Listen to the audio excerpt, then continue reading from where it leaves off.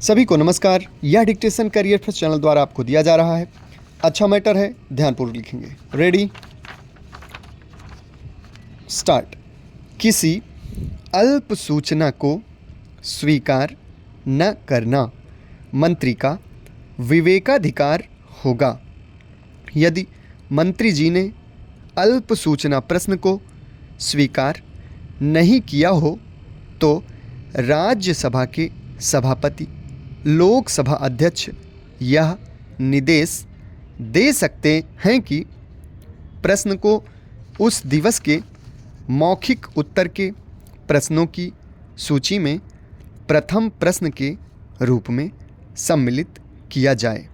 जब राज्यसभा के संबंध में नियम राज्यसभा नियमावली के साथ पठित नियम 39 राज्यसभा नियमावली के अंतर्गत और लोकसभा के संबंध में नियम 54 लोकसभा नियमावली के साथ पठित नियम 33 के अंतर्गत उसका उत्तर दिया जाना है।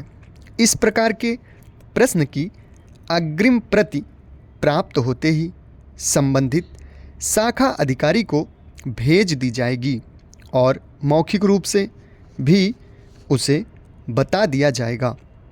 यदि यह अग्रिम प्रति कार्यालय समय के बाद प्राप्त हो तो केंद्रीय रजिस्ट्री संसद एकक से परामर्श करके उस संबंधित शाखा अधिकारी के निवास पर भेज देगी।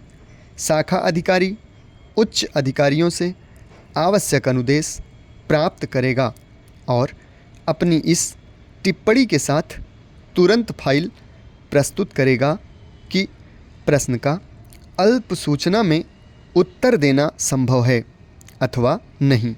यदि प्रश्न स्वीकार करने की सिफारिश की जाती है तो पूरक प्रश्नों के उपयुक्त विवरण सहित उत्तर का मसौदा मंत्री को पेश करने के लिए प्रस्तुत किया जाएगा। इसमें मंत्री द्वारा उत्तर दिए जाने की तारीख भी सुझाई जाएगी। मंत्री द्वारा अनुमोदित तारीख राज्यसभा लोकसभा सचिवालय को बता दी जाएगी। यदि प्रश्न के स्वरूप को देखते हुए पैरा के अनुसार नियमों के अंतर्गत प्रश्न स्वीकार न किए जाने योग्य प्रतीत हों अथवा प्रश्न मंत्री को स्वीकार्य न हो तो राज्यसभा लोकसभा सचिवालय को तत्काल और किसी भी स्थिति में 2 दिन के अंदर ये तथ्य सूचित कर दिए जाएंगे। कुछ प्रश्नों के उत्तरों के मसौदों के लिए प्रधानमंत्री का अनुमोदन प्राप्त करना आवश्यक होता है।